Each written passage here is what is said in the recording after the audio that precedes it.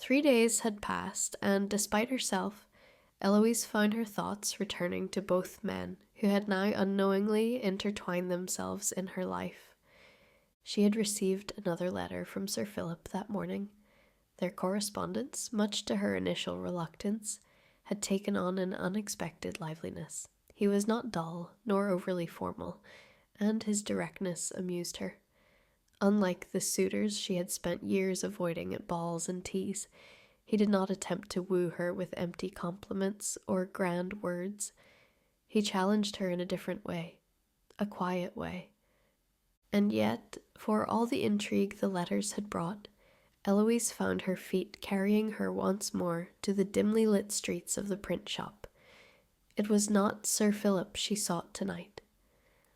The bell chimed softly as she stepped inside, the familiar scent of ink and paper wrapping around her like an embrace. This time, Theo was already looking at her when she entered, as though he had been expecting her. "Well, well," he mused, a smirk playing at his lips.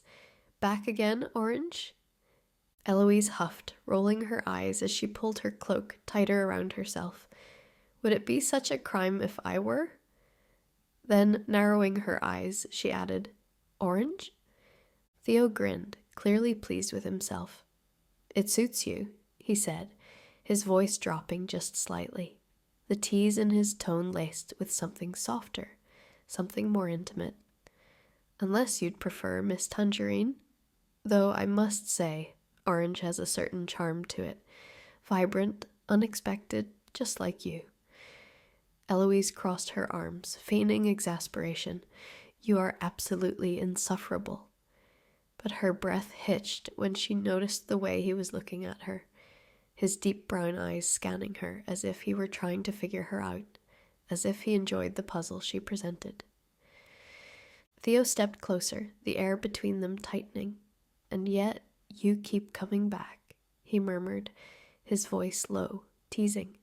"Tell me your real name, and perhaps I'll reconsider my choice of nickname, or perhaps I'll find something even more fitting." His smirk deepened as he tilted his head slightly. "Though, I must say, I rather like knowing I have a name for you that no one else does." Eloise scowled, though secretly she found it strangely endearing. She refused to admit it. Eloise hesitated. A battle waged within her. Part of her wanted to cling to the name she had given, to keep this world separate from her own. But the other part, the one that had led her here tonight, whispered that she had already crossed that line long ago. She lifted her chin as if daring him to make something of it. "It's Eloise." Theo stilled, his smirk faltering just for a second before something unreadable flickered in his gaze. "Eloise," he repeated, the syllables slow, deliberate, rolling off his tongue like he was savoring the taste of it. "Now that," he murmured, "is a name worth remembering." It suited her. Strong, unapologetic, bold. "Well then, Eloise," he said at last, his voice softer now, less teasing, "what brings you back to my humble print shop?" She gestured to the stack of papers beside him. "Another call to action?" Theo's eyes flickered with something unreadable. He tapped the edge of the top pamphlet. "Something like that." Eloise picked one up, skimming the words. A rally for women's rights was to take place at the edge of the city in the coming days. The words sparked something in her. Excitement, fear, longing. "You are playing with fire," she murmured. Theo chuckled. "Fire is the only thing that ever changes anything."